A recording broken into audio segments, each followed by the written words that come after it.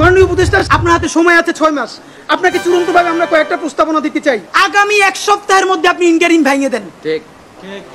এই ইন্টারিমের অনেক উপদেষ্টা এখন সামনে কেউ বিএনপির, কেউ জামাতের, কেউ এনসিপির মুখপাত্র হইয়া তাদের দলীয় এজেন্ডাগুলো আপনার সামনে রেখে বাস্তবায়ন করবে। এইটা আপনি হইতে দিয়েন না। আপনি অতি জলদি যেই নির্বাচনটা উপহার দিতে চান তার জন্য ইন্টারিম ভেঙে দেন এবং অতি দ্রুত তত্ত্বাবধায়ক সরকার ঘোষণা করেন। এই ইন্টারিম ভেঙে দিয়া আপনি প্রধান হইয়া আপনি তত্ত্বাবধায়ক সরকার ঘোষণা করেন।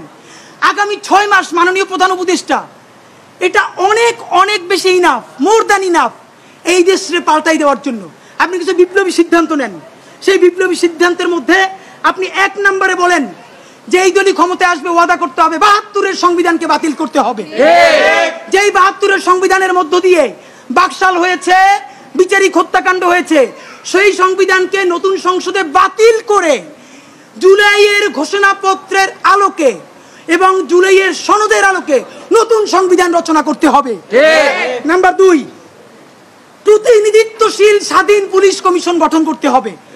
আমরা বলেছি শুধু পুলিশ কমিশন না, কারণ এই পুলিশ যদি জানে আগামীতে বিএনপি ক্ষমতায় আসবে, জামাত ক্ষমতায় আসবে, সে হোমওয়ার্ক কইরা প্রত্যেকটা কেন্দ্র দখল করে ব্যালট ভরে দিবে, কারণ সে জানে তাহলে তার পোস্টিংটা ভালো হবে।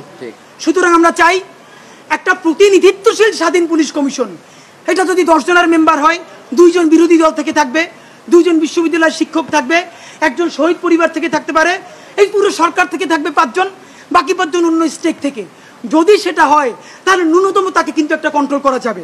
নাম্বার 2, আপনি ন্যূনতম জুডিশিয়াল রিফর্ম না করে আপনি কিসের নির্বাচন দিচ্ছেন?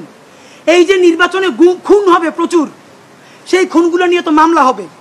আমরা এই যে আসিফ মাহমুদ বনাম ইশরাক হোসেনের যে ক্যাচাল, সেই ক্যাচালে দেখলাম আদালত পর্যন্ত স্বীকার করতেছে যে এই ব্যাপারে রায় দেওয়ার উপরে তার উপরে চাপ ছিল।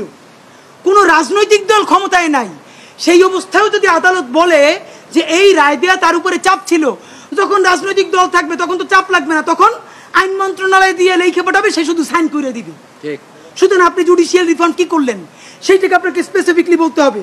জনপ্রশাসন সংস্কার, সব কিছুতে একমাত্র বিসিএস প্রশাসন ছড়ি ঘুরাবে তা হইতে পারে না। আপনি ক্ষমতার ডিসেন্ট্রালাইজেশন করেন, আপনি পুলিশকে একটু ভিন্ন করেন, আপনি অন্যান্য ক্যাডারগুলোকে আরেকটু এম্পাওয়ার করেন। এই যে জনপ্রশাসন সংস্কারের মধ্যে প্রশাসকরা নিজেদেরকে প্যারালাল রাষ্ট্র ভাবে, এইটা আপনি ন্যূনতম ভেঙে দিতে না পারলে আবারও তো সে আমলাতান্ত্রিক দেশ করবে। এবং আপনাকে সর্বশেষ আমরা বলতে চাই, আগামী 6 মাস আমরা আপনার কাছে অ্যাকশন দেখতে চাই। সেই অ্যাকশনটা হলো, এখন চলে আগস্ট মাস, আগস্টের মধ্যে আপনি ইন্টারিম ভেঙে দেওয়ার চূড়ান্ত রূপরেখা প্রণয়ন করেন। এতদিন বলছি আমরা বিচার সংস্কার, বিচারের কোন কোন রায়টা আসবে আপনি তা তো একটা বললেন না এই আপনার দীর্ঘ বক্তৃতার মধ্যে, কিন্তু আপনি ঠিকই নির্বাচনের সব কথা তো বললেন। থ্যাংক ইউ, আপনি এটা বলেছেন। তাহলে বিচার নিয়ে আপনি এরকম বলতেছেন না কেন?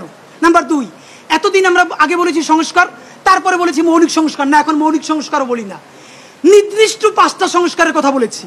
আমরা পুলিশের সংস্কার চেয়েছি, আমরা জুডিশিয়াল রিফর্মের কথা বলেছি, আমরা নির্বাচন কমিশনের যে বর্তমান প্যাটার্ন এইটা ভেঙে দেওয়ার কথা বলেছি। প্লিজ, কোন সংস্কারটা কবে হবে? নির্বাচনের আগে যদি আপনি একটা সংস্কার নিজে করে দেখাতে না পারেন, তাহলে বলেন প্রবাস থেকে লক্ষ টাকা প্লেন ভাড়া দিয়া বাংলাদেশের মানুষ কেন ভোট দিতে আসবে? বলেন, সে তো জানে একটা সংস্কার আপনি করতে পারেন নাই। এই যে ভোট দিয়ে যাবে, যারা ক্ষমতায় যাবে তারা ঠিকই আগর কাটামতে সব 91 যেরকম তারা চুক্তি ভঙ্গ করেছে, চুক্তি ভঙ্গ করে আবার ফ্যাসিবাদ কায়েম করবে। Jan Pulse, your voice hour pulse. আমার চ্যানেলটি সাবস্ক্রাইব করে পাশে থাকা বেল আইকনে অল ক্লিক করুন, পাশে থাকা বেল আইকনে অল ক্লিক করুন, কমেন্ট করুন, শেয়ার করুন। সবাইকে ধন্যবাদ।